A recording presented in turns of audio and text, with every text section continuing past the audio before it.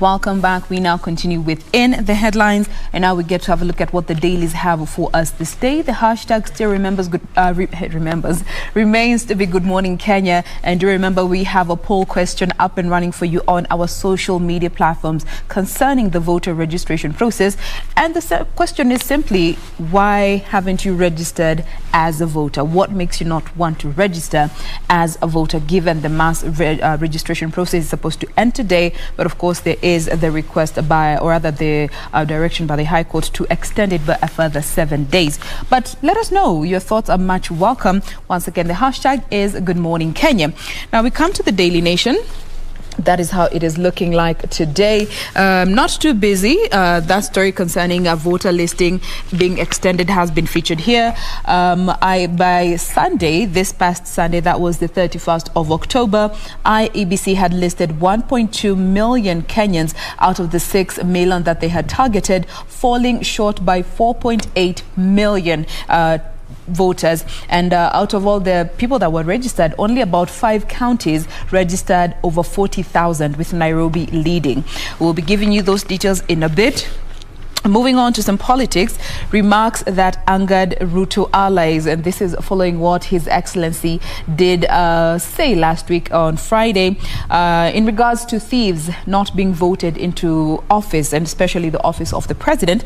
Some Ruto allies say that, some argue war on graft is a ploy to derail his bid for the top seat, challenging the president to come out and say boldly who are these thieves that he's talking about, because if he knows, why aren't you saying? Those are the words of MPs that are allied to Deputy President concerning His Excellency's remark. Coming to still more politics here, Uhuru camp sets a date to kick out rebels, and this is of course, under the National Management Committee and its parliamentary leadership. They are set to kick out renegade members from their positions and ratify its coalition deal with ODM towards the close of this month. And as per what the party officials told this particular daily, is that Deputy President William Ruto, who is the deputy leader in Jubilee, is likely to be shown the door due to his affiliation and association of with UDA, whose ticket he plans to contest next year's presidency on. That is a story that has been featured here in great detail. I will be particular to look at that story. Moving on to matters education, this is in light with the wave of unrest that we have been seeing across the country, with now heads of secondary schools wanting schools to be closed to end this crisis, briefly for that matter, but also demanding a few changes be brought back. Looking at this crash program that we have been on, it is also having a lot of negative effects, in as much as, we are hoping to make up for the lost time. It has come with unprecedented negative side effects that have seen the students acting out, and now they are demanding for the half term to be reinstated, as well as co-curricular activities to resume within schools. And those are the reasons that they have said, is causing this wave of unrest among the secondary students especially, and also pointing out the safety measures and the security that are in school dormitories. That is what has been highlighted here. And finally, Matiang'i said that we need to protect women aspirants more, and of course this comes right at a good time as we gear up for the 16 days of activism. He asked all organs to ensure safety for female candidates and urged aspirants to exercise political maturity ahead of the 2022 polls, given women are at a higher risk than their male counterparts, looking at this politicking era that we are in. That, ladies and gentlemen, is the front page of the Daily Nation for you this morning. Victor. All right, let me just connect it with that education matter. Secretary, according to the latest investigations and the whole situation at the Buruburu Girls that left around 63 students hospitalized, parents demand answers from Buruburu Girls principal after fire. The fire broke out in one of the 45 cubicles in the Kingdom Hostel. So one of the reasons here is that it has now emerged that a recent change in school operations might have triggered the fire that left a student with a fractured leg. About a week ago, an anonymous letter had been written and taken to the principal's office, notifying her that there was danger ahead if she did not address the issues raised by the students. So the school split Form 3 learners. This according to the information, that the school split Form 3 learners into 3 different classes based on academic performance, a decision that infuriated the girls. Now, bright students were bunched in one class, while the rest were put in the other class. Based on academic performance? Yes. This is according to the investigations and the report. The school split Form 3 learners into 3 different classes based on academic performance, a decision that actually angered the students. Bright students were bunched in one class while the rest were put in the other class. So let me quote. The letter had no name, but it was delivered to her office, that is the principal's office, and it was like a warning that things would happen if she did not look into the issues, end quote. So the report continues, says that there were writings in the washroom, that's the washroom walls, and the threats of a strike if the principal failed to listen to us. That's according to Form 3 students who did not want to be named, of course.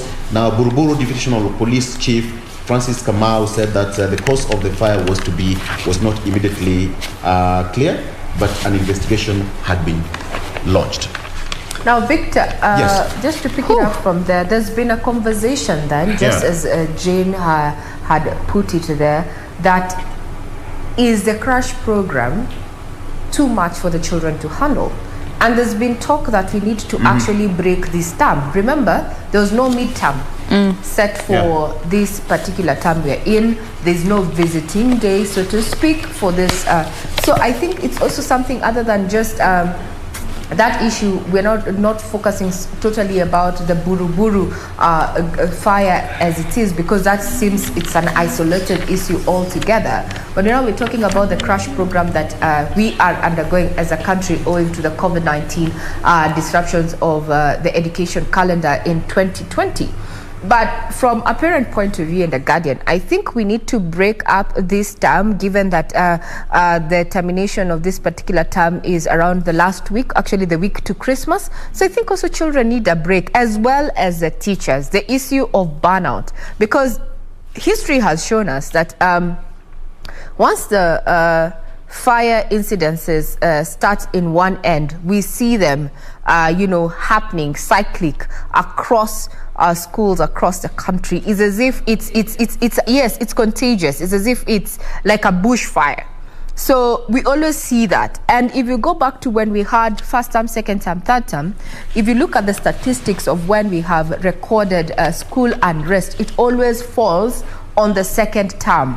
The longest term. Because it happens to be the longest. I'm not excusing miscreant students who are in school and out to cause havoc and disrupt learning.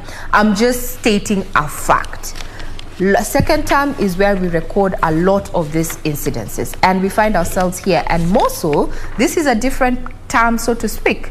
It's a crash program owing to COVID-19. Is it the high time that, the ministry that did not even indicate if you're going to have a break during this term actually gives us a break so that even the children can get a breather, as well as teachers? Remember, it's not just about the students and the pupils. Also, the teachers might be suffering some burnout. That is my take anyway. And I'm actually with you on that, because the same story also is highlighted this morning on the paper that I have. And they've just gone ahead to give us 10 other schools. This is in addition to the Buruburu Girls High School. And the way you put it, Regina, is that the moment we get to hear of one school, for some reason, other schools just come up. And also they've given the reason that it could be because there's that lack of extra curriculum activities. I mean, when you look at this term that is ending towards Christmas, just 1 week is the time perhaps when the children will be at home, because again in January when it begins, they're expected to go back to school. And imagine, this is not just on the children but also on the parents. I mean, it's really quite a tight situation, and perhaps the way we are saying, maybe the ministry needs to review this. Yes, we understand there was COVID-19 and kids were at home for a very long period of time, but now they are back and this is what is happening. I mean, it's just like that question of how do they put it? Is it too much work makes, I don't know who, a dull boy? Something of the sort. All work and no play. Yeah, exactly. Because it's good that they have to go back to school and they have to recover that. But can they just try and revise a bit of that program? Because as it is quite strenuous. You come home, then the next minute you're back in school. The same cycle continues. There's no time to rest, no time to reflect, no time to just chill and relax a bit. So maybe they need to review that just a bit to see if it might at all change anything, because the moment we've begun hearing such cases of arson and fire, it might just continue in different other schools, and some of these cases might even go unreported. So is it of benefit that now let's just finish the school program because we are here, and at the expense of some students dying or fire outbreaks in most of these schools? Yeah. Doreen, let me just rope it in there briefly. Indimuli Kahi, who is the Kenya Secondary School Heads Association chairman, said that the 9-month closure of schools could have fueled the return of arson attacks in schools.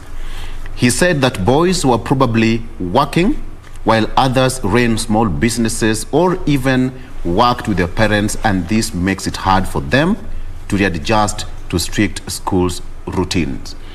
So, let's just face it. Even as a nation, we are still struggling to adapt to the new norm, all right? The curfew was just lifted the other day, and people are still trying to get into the whole system now because we're already used to going home at 7 and what have you. So, what about students whose brains are still, Firing. Okay, I wanted to use a very subtle word, but then you get to understand how they operate, how they react to issues. Perhaps they were not given time to adjust or to readjust even during that process. Mliambiwa go to school and that's it. Classwork back to back, cuts and all that. Even us out here, we also get overwhelmed. Thrown in the deep end. Exactly. So I think something has to happen for this to stop. Let me just add on to that, Victor, before you get to finish up with the Star. Mr. Indimuli actually went on to say that we forgot that we have students who have a lot of energy. Okay? And they look forward to participating in these events. But then on the other side, you tell them, no midterm. I know Mr. Indimuli very well. I know what he's talking about. Imagine, you have all been through high school. You know what that means. No midterm, visiting itakuwa only once at best, no drama festivals, no funkies, no games, no nothing. It's just you sit down, read, go to bed, wake up early, read, eat, go to bed, repeat that cycle. Yet those are the things that help those kids unwind. And those are the things that are triggering them. Just from what you were saying, Victor, I'm looking at Buruburu Girls, where they rearranged the Form 3 students based on performance. Yes, academic performance. So now you tell them, mumekuja shule kusoma, and then unawambia we si msharp sana, weka kwa hii class. We ni chopi, enda ile class ya kwanza. Wewe uko hapo katikati, we are yet to decide about you, kapo katikati. And you expect that not to be a trigger factor? But actually, in a good number of schools, that used to be a thing. I think maybe that's also one of the things they need to review. Imagine that was never, in my school, it was never, nothing was based on performance, on how the streams or how the classes were categorized. Kila class iko na chopi wake, hakuna tindo ya machopi, indio moderate, indio wenye they're not very, intelligent and the likes. There was nothing like that. Well, four streams. In my school, we had 4 streams in my school, perform, PQRS. I was in P. Nothing was based on which class is performing better. Of course, you compete between the classes, but you were never categorized based on your performance. In my school, that actually existed, and this is the notion that they used, that this is to make those that are not performing very well to up their game and work more hard so that you can also fit in that first class. Well, that's a point where I support CBC. I like what on you say, that. so that they can fit in that first class. Yeah, no. That actually... Kwani tuko kwa dege tupe pressure pia shule tupe pressure. Doreen, I'm with you. It seems Victor and Jane went to group of schools. Well, personally, even this is one of the times that I completely support CBC. Because CBC is not based on how many marks you get. And it's how you are meeting the expectations. Hata ukiangalia the report card that they bring home, akunanga ati she got 60%, inaandikwa kwa report card. 4 categories: meeting expectations, exceeding expectations, approaching expectations. Now the other one needs more help, Nothing about alipata 90, so you are exceeding. No. In fact, the Ministry of Education, if you look at how the minister has been operating, briefly, Regina, delocalization, you realize that even in the past exams, some of the students were being, without naming names, some of the students from the schools which are perceived to be performing well nationally, you find they were actually admitted in some of the quote-unquote less known universities across the country. Reason being, education is education. And in fact, in some schools, you'd find some teachers mixing the students. For example, in that situation, students from first class were being mixed together with second class and third class, or is it economy in this case, according to Doreen, so that they can uplift each other. You find that somebody is good at mathematics, another one is in English and all that. You form groups. Is it called study groups? And then you uplift each other. But then now when you start categorizing students, by first class and all that. Well, whether this is true, whether this is true according to the investigations or not, but I think it's something that shouldn't happen in a school. That's why all students are in uniform. Ray. The whole essence of being in uniform. When you were sitting for your exams, final, like KCP and KCSE. Yes, both. Yeah. How were you arranged in your exam rooms? Were you arranged on index numbers? Index numbers. Sitting in the class. Yes. No, not in the class. No. When we were sitting for the KCSE in my school, it was a big hall.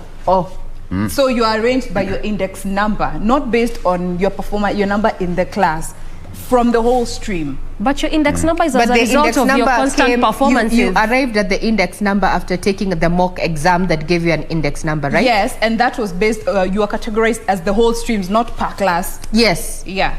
So it is the same theory that Doreen and I actually went through the system, that you would find in learning institutions that did not have a hall to accommodate all of us. You'd find class 1 has index 1 to index 30. But even those halls, index 1 to 30 start on that first row. 31. It's the same. How small was dining hall? Regina, it's just the same. Let me finish. Not even the dining. Okay. We are telling you how our experience was on the other side. Yeah?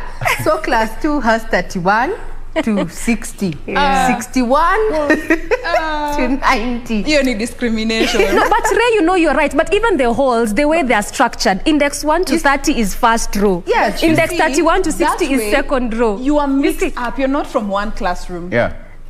You are not from one classroom. Whether you're in one classroom or not, you're in the same stream. Yeah. You see, that's the issue that I have, that you're putting students under a certain category. The first top 10 Hatimkoi class, then the mid, if you're 30 students, 10, 11 to 20 muko this class. I think I get then Jane's 21 to 30 too. you're in this class. No. I think I get her point, because you see what Wambui is trying to mean is that perhaps like maybe the first 10 students in one class, you see, that means that entire time munasoma kwa hiyo class pamoja. So for instance, for a lack of a better word, kama nyinyi ni madanda for example, munakaa madanda class moja. Kama nyinyi ni machopi, munakaa machopi class moja. That's what you're saying, Wambui. Yeah, Mimi. And that's where you have an issue. Based on what was done in Buruburu Girls. Yes. That is wow. Sad truth is that we went through that and we are here. And we are here. Atakama, that is discrimination. I wouldn't want my Ray, child nonetheless, to go through we that. are here. And I went to a school, Victor. I went to a school where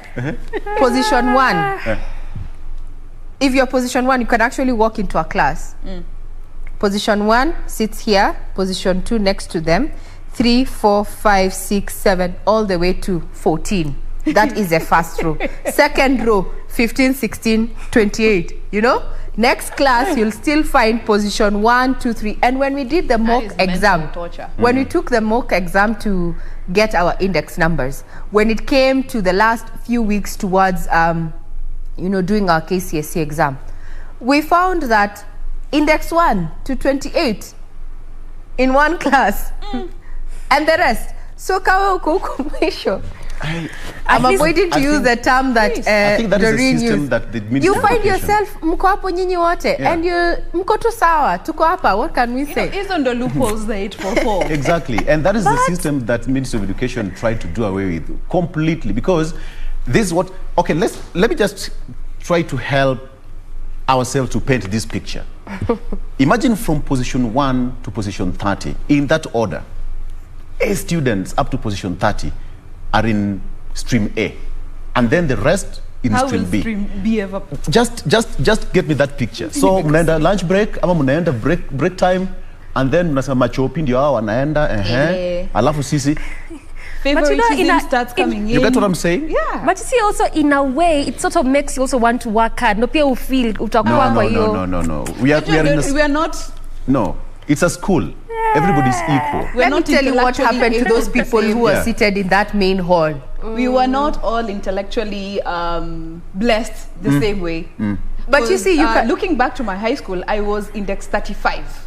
Ungekuwa class ya pili. Ungekuwa class ya pili. And tungekuwa nawe class moja. As per the whole stream, we were 210. So when you were sitting for my exams. So you missed first class. Na kwa class nilikuwa number 10 hiyo term. She missed first class. The whisker. Ningekuwa second hapa. And that way, class niko number 10, but kwa the stream, I'm 35. Tukia kuko kwa hall, si wote tuko sawa. Yeah. Now the reality is, ungekuwa kwa class 2. The second class. I like that. Na ungekuwa tu so it's now from the second class. Ningekuwa second hapa juu tuko na 4. So ulikuwa class 2. First class, second upper, second lower na pass. Wow. So ungekuwa class 2. But you also realize in this life, we can never be the same. All right. Exactly. I think in a nutshell, if according to this investigation, if it's anything to go by, then I think something has to happen so that students can all feel as a family, you know, they uplift each other in one way or another. Okay, let me just quickly finish on the front page of the Star here. One Kenya Alliance strategy leaves Raila in a tight spot. Alliance could deny him or DP Ruto the requisite 50% plus 1 vote and force the country into a runoff. Third force could chip away his traditional bases. That's according to the front page of the Star. Again, Kenya makes emotional plea for climate action. Kenya's environmental advocate Elizabeth Wathuti has challenged global leaders to take action against climate change. This is according to the ongoing UN Climate Change Conference, which is happening in Scotland. Right? Glasgow. Did I pronounce it rightly? Glasgow. Yes, Glasgow. Glasgow. Do you say Atalanta? When you're nasema Massachusetts. Huyu Vic ni kama angekuwa kwa ile exam ya wale health workers. Doreen, ours is so simple. Yugis and... Well, Doreen, please. I beg. Doreen. For Victor's sake. Ottawa. I think Victor, have you heard you might have I think yeye angekuwa number 1. Okay. Willy Kimani murder. Cop cannot prove accused husband was at home. That's on the front page. And very quickly, Moi era farms could mint billions over supplies in the 90s. All right. And then second page, quickly, family demands justice for man killed by police. It is said that Stephen Moema was clobbered in Huruma on October 23rd by police officer, and now the family is demanding for justice. And lastly, Mutyambai directs DCI Kinoti, excuse me, Kinoti to probe Agnes Wanjiru's murder. Inspector General of Police Hilary Mutyambai has announced that they will reopen investigations into the murder of Agnes Wanjiru in 2012, a crime attributed to a British soldier in Nanyuki. Mutyambai yesterday said that he had directed DCI boss George Kinoti to reopen the case and launch investigations in a bid to collect the available evidence to serve justice to Wanjiru's family. Wanjiru's body, who at the time was 21, was found in a septic tank at the Lions Court Hotel in Nanyuki in 2012. It had missing parts and a stabbing injury. So that is a story which actually started last week when one of the UK newspapers reported that the suspected soldier had confessed to the act. All right, that's on the Star newspaper. Regina.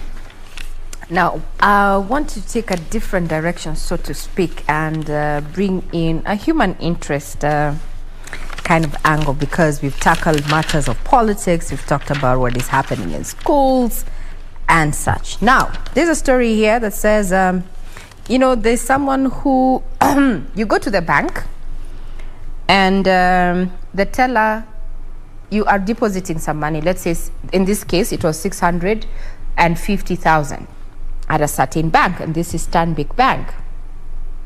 The teller mistakenly credited the account with 6.5 million shillings. The money was later withdrawn in Mombasa. And after that particular bank teller did that, you know, it was erroneous and such, they went into convulsions. They were unwell. Now, she was later dismissed, and she has been awarded 800,000 for the sacking that came with that particular issue. So, according to witnesses, they say that tellers are not supposed to doubt a bank system. So the High Court has ruled that Stanbic Bank was on the wrong to sack Jennifer Mwende Kiwanza following an accounting error and delayed rectification that left her in the dark. So when these monies were deposited to that particular account, remember what the sum that was to be deposited, the correct sum was 650K. But this account was credited with 6.5 mil. This guy aliplay kama yeye. Apparently, on the same day, Stephen Chorio Kiai walked to Digo Road branch in Mombasa and asked to withdraw 1 million shillings over the counter. The transaction was completed by Kiwanza. Following day, the same customer returned to the same branch seeking to withdraw 6.16 million. The customer instructed the bank to convert the money into dollars, then an equivalent of $70,000 is what, and his request was granted. He was also presented with a 95,000 check to deposit in a newly opened savings account. The bank dismissed Kiwanza, arguing that she did not practice due care. But she went ahead and responded with a lawsuit. She told the court that she relied on the core banking system, which showed that the account indeed had 6.5 million shillings. Hapo ndio wanasemanga 0.1 made that difference. A very big difference. Usidharau pesa ndogo. This is the part where I say kaboom. Hey, 1 0. Usidharau zeros. Usidharau hiyo 0.1. Hiyo 0 inakuwa kwa 10 bob, 20 bob, 30 But niko na swali. 6 million. Now, niko na swali to the ladies and the gentlemen of the team. So if indeed you are depositing 650K and you found your account credited with 6.5 mil, what would you do? Majibu ni quick, fast, as you come to a close. Tuanze na Doreen. Shocker alert. Shocker alert. Yani naiangalia tu kwanza. And then si wacha kwanza ifanyike. We are asking, supposing. Unaiangalia then? To be very honest, I don't even have an answer. Aya, tuende kwa Lady Jane as you come to a close. Let me tell you one thing. As long as technology is involved, Utapatikana. There will always be a trail. Yeah.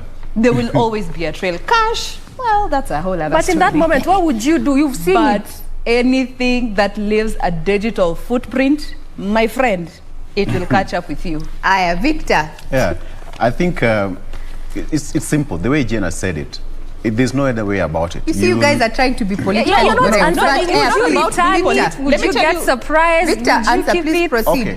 Okay. You know what really happens? Do you really know that banks know your financial behavior? They know your financial behavior. If But you have listen, Victor, I'm we've said, answering you, Regina. Let me just answer it this way. Okay. Banks know your financial behavior. If you have got 30 million in your account and you're used to withdrawing 10,000, 40,000, 15, Something and is then amiss. one evening you withdraw 17 or even 5 million, they will flag that account. They will ask you, Victor, are you the one who withdrew 5 million in your account? Because they know your financial behavior. So, utapatikana tu. I mean, it was an error. swali, I have asked a very simple question. I will not tamper with it. Eh? I would not tamper with it. So You don't utaiangalia tamper. tu pia wewe. And you, Jane, one I more time, wouldn't would you tamper tamper with with it I or wouldn't not? tamper with it. Cash hiyo ni story ingine. Aya, lakini hiyo bank unasari unaachia hapo. Enye iko kwa Aya, Doreen, Yeah. would you or would you not? Dear, If I would, Mimi, let me tell you. considering what is happening in 2 weeks time. Aya, wewe tuache.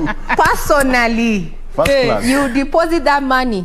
Kambaya mbaya. Nayo. I think that is what I was not answering all this while. Kesi baadaye tafadhali. Kesi baadaye, it is not your fault. It is not my fault, oh. God blessed me. Regina, I think that's what I was not answering. answering all this time because Kazi ya clearly Mungu haina makosa. Haina makosa. na wewe uko are you? itisha. Aha. Mimi sikusema nataka.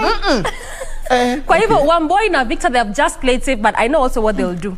Mimi naenda nayo kesi baadaye. Kazi ya Mungu haina makosa. It is a wrap. You've been watching KBC Channel 1 in the headlines. Remember, we are still going on with the conversation. And if you have not registered as a new voter or even checked your details, remember you have until today, Tuesday evening, to do so. Victor is going to be going on with this conversation in more detail, so do keep it right here. Kazi ya Mungu haina makosa.